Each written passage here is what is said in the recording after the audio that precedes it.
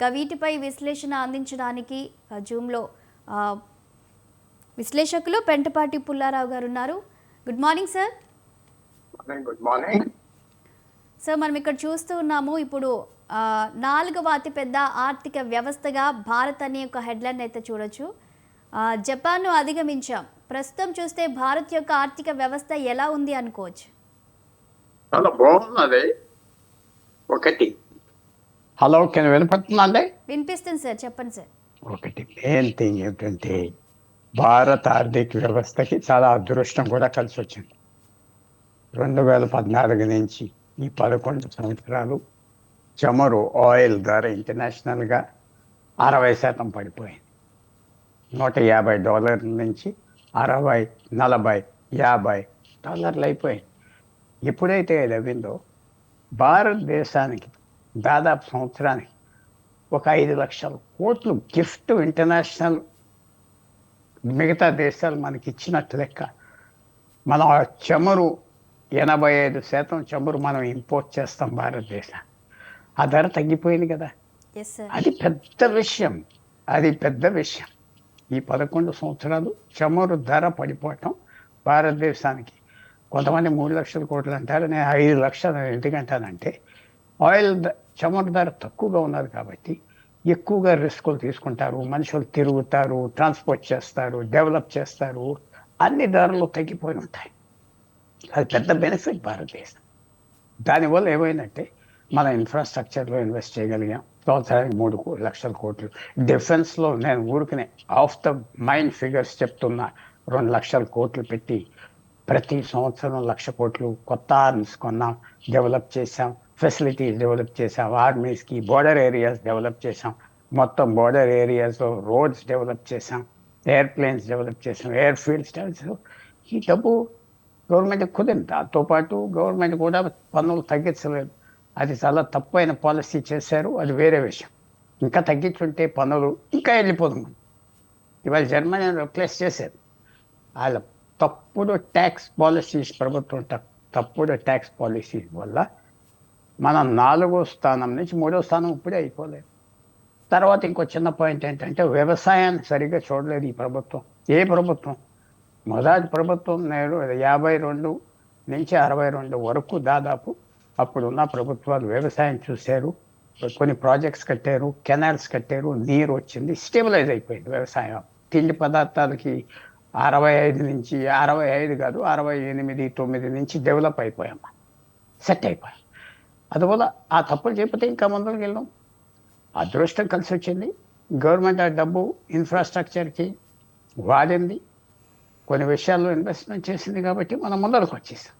ఎప్పుడు మనం ఒక కన్ను వెనక్కి వేసుకొని చూసేది ఏంటంటే ఆయిల్ ధరలు మళ్ళీ డబుల్ అయిపోతే ఏమైపోతాం. తప్పకుండా అప్పుడు ఈ ఎకానమీ పెరగటం ఆగిపోతుంది. ఎందుకంటే ఇంకా మనం సోలార్ ఎనర్జీ దాటి మీద ఇంకా డెవలప్ ఫుల్గా అవ్వలేదు. హైడ్రో ఎనర్జీ, సోలార్ ఎనర్జీ అవి కూడా డెవలప్ అయిపోవాలి. ఆయిల్ పెరిగినా పెరగకపోయినా మనకి సంబంధం ఉండకూడదు, అవి చూసుకోవాలి. సో తర్వాత ఇంకోటి కూడా చాలామంది ఏమంటున్నారంటే దేశం ఆదాయం పెరిగింది. మన దేశం పాపులేషన్ అంతా 145 కోట్లు, జర్మనీ అంతా 5 కోట్లు, జపాన్ అంతా 10 కోట్లు. సో న్యాచురల్గా మన వాళ్ళు ఎక్కువ సంపాదిస్తారు కదా, మన జనం ఎక్కువ ఉన్నాం కాబట్టి ఇప్పుడు ఏం చేయాలంటే ఆదాయం కూడా పెంచాలి, మనుషుల ఆదాయం. అది దాంట్లో కొద్దిగా బాగా లోటు జరుగుతుంది. ఆదాయం పెంచాలంటే మీరు అనవచ్చు, ఎక్కడ పెంచాలంటే వ్యవసాయానికి పెంచాలి, వ్యవసాయం మీద ఆధారపడే వాళ్ళకి పెంచాలి. ఎందుకంటే 45% జనం వ్యవసాయం మీద ఆధారపడి ఉంటున్నారు. అంత ఖర్చు పెడతలేదు కదా ప్రభుత్వం. సో 2 విషయాలు తీసుకొస్తున్నా. మన దేశం మొత్తం ఆదాయం పెరిగింది, 4వ స్థానానికి వచ్చేసాం దేశం ప్రపంచం. కానీ మన జనాభా ఎక్కువ ఉన్నారు. సో యావరేజ్ ఇన్కమ్ ఆదాయం తక్కువగానే ఉన్నాయి. మనకి జర్మనీకి 10 టైమ్స్ తేడా ఉండొచ్చా, 20 టైమ్స్ తేడా ఉండొచ్చు. వాళ్ళకి 30 సార్లు ఎక్కువ ఆదాయం ఉండొచ్చు మన మీద. అందువల్ల అది కూడా చూసుకోవాలి. హెల్త్ అంటే మీకు తెలుసు కదా, హెల్త్ అంటే హార్టే కాదు, గుండెకాయే కాదు, హెల్త్ అంటే మిగతా అంతా పనిచేయాలి. సో అక్కడ తప్పకుండా ప్రభుత్వం ఊరుకునే 4వ స్థానానికి వచ్చేసాం కరెక్టే, పెరుగుతుంది. కానీ ఎలాగొచ్చాం, ఉండగలమా? వ్యవసాయ శాఖ 45% ఉన్న జనం ఏం పని, రైతాంగం పని ఏమున్నది, అవన్నీ చూడాలి. సో కొంచెం లాప్ సైడెడ్ డెవలప్మెంట్ అని నేను చెప్తాను. లాప్ సైడెడ్ సిటీస్కి ఎక్కువ ఎంఫోసిస్ ఇచ్చారు. వాళ్ళు ప్రతి సిటీకి మెట్రో ఇస్తున్నారు. వేల వేల కోట్లు ఇన్వెస్ట్మెంట్ అది. దాని మీద మెయింటెనెన్స్ సంవత్సరానికి ఎంతో ఖర్చు పెట్టాలి. అయినా పల్లెటూరులు ఇవ్వటం లేదు కదా. ఎంత ఉన్నాయి, స్ట్రక్చరల్ ఇన్ఫార్మిటీస్ ఉన్నాయి, వీక్నెసెస్ ఉన్నాయి. ఒక జాయింట్ ఫ్యామిలీలో ఒక 10 మంది ఉంటే ఒక 5గురికి బాగా చూసుకుంటున్నారు, 5గురు పని వాళ్ళు తక్కువగా ఉన్నారు. అందువలన ఇవన్నీ సరి చేసుకోవాలి. సరి చేసుకోకపోతే ఈ స్పీడ్ ఆగిపోతుంది. ఏదో ఇండస్ట్రీ మీద ఎక్స్పోర్ట్ చేసేద్దాం అంటే అప్పుడప్పుడు ఇతర దేశాలు మన మీద వ్యతిరేకమని కాదు, వాళ్ళ ప్రొటెక్షన్ కోసం మనకు దెబ్బతగలవచ్చు. ఇప్పుడు అమెరికా ఇటు అటు అంటుంది.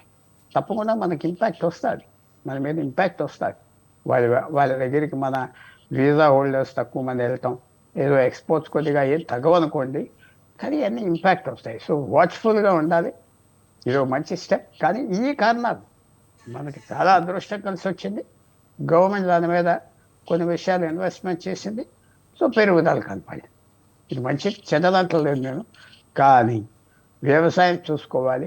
వ్యవసాయం చూసుకోవట్లేదు, ఈ ప్రభుత్వం చూసుకోవట్లేదు. తెలియదు ఎలా చూసుకోవాలి. వ్యవసాయం చాలా స్పెషలైజ్ థింగ్. ఏదో ఇరిగేషన్ డ్యామ్స్ కట్టాం, మీకు ఏదో ఎరువులకి ఇచ్చేవాళ్ళు కుదరదు. మెయిన్ ప్రాబ్లం వ్యవసాయం చూసుకోవాలి. సార్, అలాగే మరొక అంశాన్ని చూస్తే వర్షాలకు ఢిల్లీ అతలాకుతలం. పోయిన వారంలో మనం చూసాము, బెంగళూరులో పడిన వర్షానికి అక్కడ వరద ప్రవహించడం చూసాము. ఇప్పుడు ఢిల్లీలో నగరాల్లో ఎందుకని వర్ష ప్రభావం ఈ విధంగా ఫ్లడ్స్ వచ్చిన విధంగా దారి తీస్తున్నాయి? మీకు ఆశ్చర్యమైన విషయం ఏంటంటే, మెడ్రాస్, చెన్నై లేకపోతే బాంబేలో వర్షాలు వచ్చినా సముద్రం లెవెల్లో ఉన్నాయంటే నీరు వెళ్ళిపోవటం కష్టం. సముద్రం ఎప్పుడైతే హై టైడ్ ఉంటుందో, నీరు ఎక్కువగా ఉంటుందో సముద్రంలో 12 గంటల రోజుకి ఈ వర్షం నీరు వెళ్ళదు కాబట్టి ఫ్లడ్ వస్తాయి. బాంబేలో అంతే, మెడ్రాస్లో అంతే. వర్షం వచ్చి హై టైడ్ ఉంటే నీరు వెళ్ళదు కదా సముద్రానికి. హై టైడ్ అంటే ఆటోమేటిక్గా సముద్రం పెరుగుతుంది హైట్. హైదరాబాద్, బెంగళూరు, ఢిల్లీ అని హైట్లో ఉన్న పట్టణాలు. హైట్ ఉన్నది. హైదరాబాద్కి 1500 అడుగు నుంచి 2000 అడుగు, బెంగళూరుకి 2000 అడుగు నుంచి 2500 అడుగు ఉన్నది.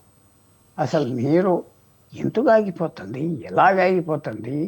ఈ పర్వతాలలో, కొండ ప్రదేశాల్లో హైట్ ఉన్నది. అది చాలా పెద్ద ఫాల్ట్. ఢిల్లీ కూడా ఏదో డెల్టా ఏరియాలో లేదు, సముద్రం పక్కన లేదు. 500 అడుగు హైట్ నుంచి 700, 800 ఉన్నది. నీరు ఆక్కూడదు. వర్షం వచ్చి నీరు వెళ్ళిపోవాలి. అంటే చాలా అది మ్యాన్ మేడ్ ఫాల్ట్. అది మనుషులు చేసిన ప్రాబ్లం.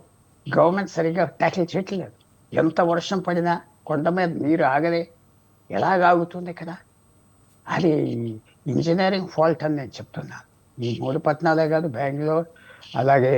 బెంగళూరు, హైదరాబాద్, ఢిల్లీ, చాలా పట్టణాల్లో, సముద్రం పక్కన లేని పట్టణాల్లో వర్షం వస్తే ఫ్లడ్స్ వచ్చేస్తున్నాయంటే ఇంజనీరింగ్ ఫాల్ట్, ప్రభుత్వాల ఫాల్ట్. వాళ్ళు సరిగ్గా స్టడీ చేయట్లేదు. ఢిల్లీలో ఏం చేసింది ముఖ్యమంత్రి? లోపల మ్యాన్ హోల్స్ నీరు వెళ్ళిపోవటానికి మట్టి తీయించారు. కాలువల్లో కాలువలు అంటుంది, డ్రైన్స్లో మట్టి తీయించారు. సరిపడలేదు. వర్షం 1 గంటలో 2 అంగుళాలు 5 అంగుళాలు పడిపోతే అది చాలు. ఇవన్నీ ఆలోచన చేయాలి. చేయట్లేదంటే వీళ్ళ ఫాల్టే. వర్స్ట్ కేస్ సినారియో అంటారు. అంటే అసలు వాళ్ళు డిజాస్టర్ అనేది వచ్చినప్పుడు గంటకి 2 అంగుళాలు నీరు పడితే ఇది వెళ్ళిపోతుందా, ఒక 10 అంగుళాలు నీరు పడిపోతే వెళ్ళిపోతుందా? ఇది ప్లాన్ చేయట్లేదు. ఎవరైనా నాకు జవాబు చెప్పగలరా? హైదరాబాద్లో 2000 అడుగు ఉన్న ఎలివేషన్లో చుట్టుపక్కల నీరు జారి పారిపోయి వెళ్ళిపోవలసింది ఎందుకు ఆగిపోతుంది? బెంగళూరు కూడా అంతే. పెద్ద పెద్ద వర్షాలు వచ్చేస్తున్నాయా? చిన్న వర్షాలు వచ్చినా నీరుతో ఆగుతుంది. అది కొండ ప్రదేశమే, పక్కనంతా పల్లం భూమి. ఇది చాలా పెద్ద ఇంజనీరింగ్ ఫాల్ట్. వాళ్ళు సరిగ్గా చేయట్లేదు, చేయలేకపోతున్నారు, ఇంట్రెస్ట్ లేదు. ఒకప్పుడు ఆ రాజా టైము, నైజాం టైమే నీరు ఇలాంటి వర్షాలు వచ్చినా ఆగేది కాదు. అప్పుడు తీసుకున్న స్టెప్స్కి ఎలాగ వెళ్ళిపోతూ ఉండేది. సో తప్పకుండా ఇది మ్యాన్ మేడ్ ఫాల్ట్. ఢిల్లీలో man made fault. Problem study చేయట్లేదు. ప్రాబ్లమ్స్కి ఇట్లా సొల్యూషన్ ఉన్నది. మెరక భూమి, నీరు అలాగ వెళ్ళిపోతుంది, ఆగదు. దారి ఇచ్చేస్తే వెళ్ళిపోతుంది, ఇంకో చోటకి వెళ్ళిపోతుంది. ఇది ఊర్లోనే పెట్టుకుని కూర్చుంటున్నారు కాబట్టి ఇది ప్రభుత్వాల ఫాల్ట్. వాళ్ళు సరిగ్గా ఎక్స్పర్ట్స్ తీసుకొచ్చి ప్రాబ్లమ్ సాల్వ్ చేయట్లేదు.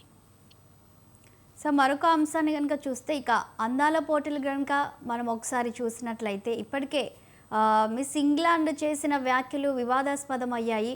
అసలు భారత్ అంటేనే ఆ, స్త్రీని గౌరవించే ప్రతీక భారత్. అలాంటిది ఇక్కడ అందాల భామల పోటీలు సరిగ్గా నిర్వహించడం లేదు, ఒక ప్రాసిక్యూషన్ లాగా ఉన్నాయని వారు వ్యాఖ్యానించడంపై మీరు ఏమంటారు సార్? ఒకటి తప్పకుండా ఇలాంటి పెద్ద ఈవెంట్స్లో కాంట్రవర్సీస్ వస్తాయి. ఎవరో ఒకళ్ళు ఏదో అంటారు, ఇన్సిడెంట్స్ జరుగుతాయి. ఇక్కడే కదా అన్ని చోట్ల జరుగుతాయి. అది ఎక్కడ పర్ఫెక్ట్గా అవ్వలేదు. చాలా ప్రాబ్లమ్స్ వస్తాయి, చాలా స్కాండల్స్ వస్తాయి. అది మనం మైండ్లో పెట్టుకుని ఓవర్ గవర్నమెంట్ ఇన్వాల్వ్మెంట్ అయిపోయిందా, ఇది ప్రైవేట్ ఫంక్షన్, వాళ్ళు సాయం చేసి పక్కన ఊరుకోవాలి. అది కాకుండా ఇన్ని దేశాల నుంచి మనుషులు వచ్చినప్పుడు ఒక IAS officer, IPS officer solve చేయలేడు. ఒక ఫారెన్ సర్వీస్ ఆఫీసర్ని తీసుకొచ్చి ఇన్ఛార్జ్గా పెట్టవలసింది. వాళ్ళకి తెలుసు ఈ డిప్లొమసీగా ఎలా చేయాలి, వాళ్ళ సెన్సిటివిటీస్ ఏంటి, ఎంత దూరంగా ఉండాలి, ఎంత పట్టించుకోకూడదు, వాళ్ళకి స్పేస్ ఇచ్చేయాలి, వాళ్ళ దగ్గరికి వెళ్ళకూడదు, ఏది మీడియా ఫ్రెండ్లీస్ చేయకూడదు, పాలిటీషియన్స్ కనపడకూడదు, అవన్నీ చేయాలి. చేయలేడు. ఆ అమ్మాయి ఏదో అన్నది అంటే దాని గురించి అంత పడిపోయేది లేదు. ఇమీడియట్గా ఆమెను తీసేశారు, ఇంకో మనిషిని పంపించారు.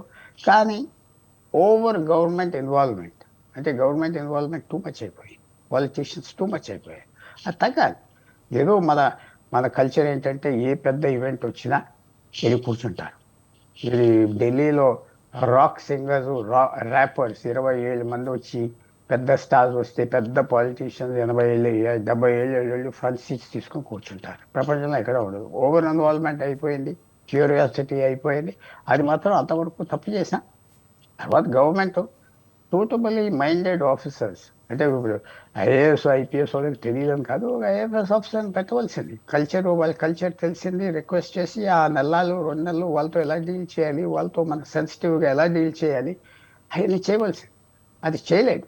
సో తప్పకుండా ఇది అవాయిడబుల్ ప్రాబ్లం. అనవసరంగా కొన్ని విషయాలు చేశారు, ఓవర్ ఇన్వాల్వ్మెంట్ చేశారు. తర్వాత భారతీయులు ఏంటంటే మనం ఓవర్ ఎంతూజియాస్టిక్, వాళ్ళకి ఏదో చేయాలి, చూపెట్టాలి, మనం గొప్ప చూపెట్టాలి, వాళ్ళ ప్రేమ గెలవాలి, వారి ఉంటుంది. ఓవర్గా చేస్తాం, అది కూడా ఇంపాక్ట్ ఉన్నది. ఇది తప్పకుండా ఒక లెసన్. గవర్నమెంట్ సపోర్ట్ కావాలి, కానీ గవర్నమెంట్ ఓవర్ ఇన్వాల్వ్మెంట్ ఉండకూడదు. సార్ అలాగే అందాల బొమ్మల పోటీలు నిర్వహిస్తుంది ఇప్పుడు భారత్. మరి ఎలా ఉన్నాయి అంటారు? ప్రభుత్వం నుంచి ఏర్పాట్లు ఏ విధంగా ఉన్నాయంటారు? మరి ప్రతిపక్షాలు ఎందుకు దీనిపై విమర్శలు చేస్తున్నారు? ఇది లాభమా నష్టమా?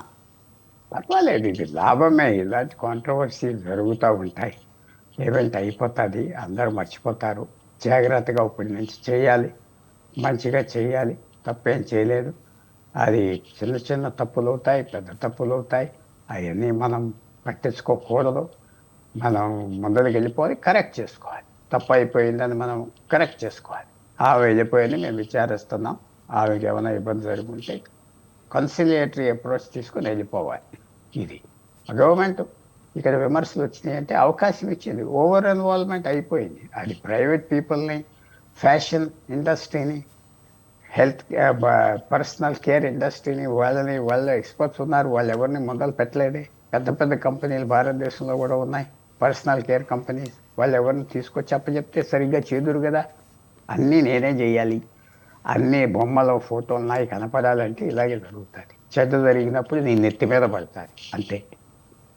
సార్ అయితే ఇప్పుడు ప్రతిపక్షాలు ఏమంటున్నాయంటే మహిళలను గౌరవించే గడ్డ మీదే అవమానం జరిగిందన్నట్లు కూడా వీరు భావిస్తున్నారు. దీన్ని మనం ఎలా చూడాలంటే సార్? అది చెప్పింది, వాళ్ళు చెప్పింది తప్పులేదు. అపోజిషన్ తప్పకుండా ఖండించాలి. ఇంకా జరిగిపోయింది, కేర్ఫుల్గా ఇప్పుడైనా చేసుకోవాలి. ఇది ఒక లెసన్. ఓవర్ ఇన్వాల్వ్మెంట్ ఉండకూడదు ఇలాంటి సెన్సిటివ్ ఇంటర్నేషనల్ ఈవెంట్స్కి. గవర్నమెంట్కి దానికి సూటబుల్లీ క్వాలిఫైడ్ టాలెంటెడ్ పీపుల్ పెట్టాలి. టాలెంటెడ్ పీపుల్ ఒక రాష్ట్ర ప్రభుత్వంలో ఉండరు, సెంట్రల్ గవర్నమెంట్లో ఉన్నారు. వాళ్ళని తీసుకొచ్చి లైజాన్గా పెట్టవలసింది. చాలా ఎక్స్పీరియన్స్ పీపుల్. ఎన్ని గొడవలు రావు, ఎంతవరకు వెళ్ళాలి, ఏ లైన్ క్రాస్ అవ్వకూడదు వాళ్ళు చెప్తారు. కొద్దిగా ఈ పొరపాట్లు తప్పించుకుందాం. అది కొంచెం మనం తప్పు చేసామా అని ఆలోచించాలి. సార్ అలాగే ఈసారి మరి భారత్లో అందాల భామల పోటీలు నిర్వహించారు. ఫ్యూచర్లో ఎలా ఉంటుంది అనుకోవచ్చు దీనిపై? పెద్ద ఇదేమి ఉండదు. వాళ్ళు మనకి భారతదేశం చాలా పెద్ద దేశం, పెద్ద ఆర్థిక వ్యవస్థ, సరుకులు సామాన్లు ఎక్కువ కొంటారు. ఇది ఈ మిస్ వరల్డ్, మిస్ యూనివర్స్ అంతా ప్రైవేట్ కంపెనీలు రన్ చేస్తున్నారు. ప్రైవేట్ కంపెనీలు రన్ చేస్తున్నారు. వాళ్ళకి ప్రాఫిట్ వస్తే వస్తారు. ఇది మళ్ళీ ఇవన్నీ ఈవెంట్స్ మర్చిపోతారు. మనం కేర్ఫుల్గా చేసుకోవాలి, మనం నేర్చుకోవాలి. తప్పులు ఎక్కడ చేసాం మన మెమరీలోకి రావాలి. ఫ్యూచర్ వస్తుంది. ఫ్యూచర్ రేపే మాపో పెట్టరు. ఇంకో 10 సంవత్సరాల తర్వాత, 20 సంవత్సరాల తర్వాత మళ్ళీ ఆ రొటేషన్లో అవకాశం వస్తుంది. ఎవరో పట్టించుకో మన ఆర్థిక పరిస్థితి బాగుంటే వాళ్ళు వస్తారు. ఆర్థిక పరిస్థితి బాగోకపోతే ఎవరో రారు. బంగ్లాదేశ్, నేపాల్ లాగా ఎవరో రారు. అది జ్ఞాపకం పెట్టుకోవాలి. రైట్. పలు అంశాలపై విశ్లేషణ అందించినందుకు థ్యాంక్ యూ పెంటపాటి పుల్లారావు గారు. థ్యాంక్ యూ అండి. Thank you. ఇది వాళ్ళ న్యూస్ కేఫ్. చూస్తూనే ఉండండి స్వతంత్ర న్యూస్.